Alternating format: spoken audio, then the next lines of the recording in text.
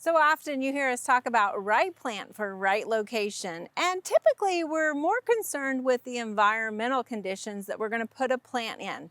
Of course, if a plant doesn't match those environmental conditions, it's not going to thrive. And when I talk about environmental conditions, I'm talking about the temperature, the cold and the heat of the summer. We're talking about the soil conditions, the water conditions, and also the sun exposure. So those are critical factors to consider when you're choosing which plant to plant and where to plant it. Now, something else I want you to consider is also the form or the growth habit of those plants. And we're going to talk about that today. So behind me, we have some Taylor junipers. So some plants grow very upright. Now, the Taylor junipers have a very columnar growth habit. So they make a nice exclamation mark in the garden. You can use multiples to make a screen that's very narrow yet also tall. Now, upright plants tend to act as screens in the garden. They're often the backdrop of the garden. And we need to realize what the full maturity of these plants are going to be so that we can make sure that they have the space to grow into.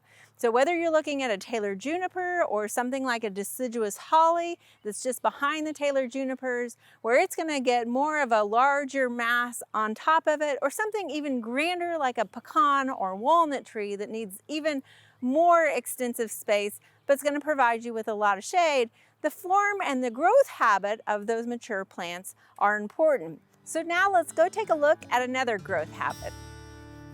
Another form you might want to consider is the clumping form. Now, a lot of our perennials, our smaller perennials, create a clump in our garden, which is really nice because they tend to give us a predictable habit. Hostas are a great example of this, as well as daylilies and some clumping ornamental grasses. Now, yes, they will kind of grow out a little bit over time, but for the most part, where you put them, they're going to stay put.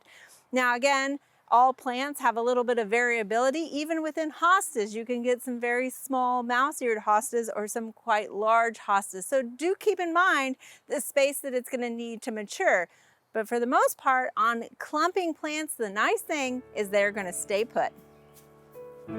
Now, there's also plants that tend to creep and spread in the garden, so it's important to know when they're going to do that. So here we have a spreading juniper, and this juniper, while it is very low growing, it's going to reach across and grow really wide and cover a lot of that land area. So the thing is about junipers, it's not necessarily going to root itself as it grows across. It's just got low growing branches, but it is considered a spreading juniper.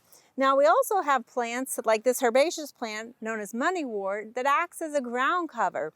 So as it kind of creeps across, it's going to actually peg down roots and root itself as it keeps growing and reestablishing and continue growing more and more. So both of these are good examples of creepers and spreaders.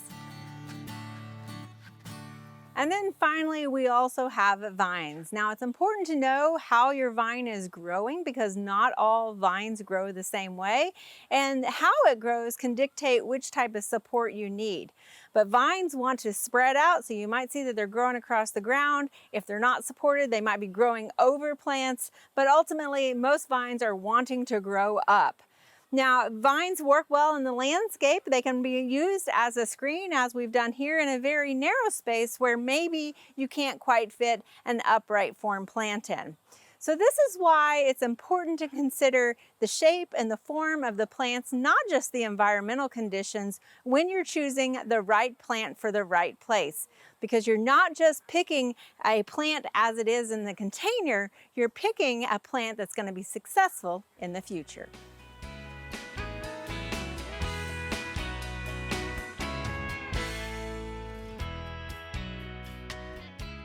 We hope you enjoyed this video as part of our Oklahoma Gardening YouTube channel. You can also find even more videos on the OK Gardening Classics YouTube channel. And join us on social media for great gardening tips, photos, and discussion.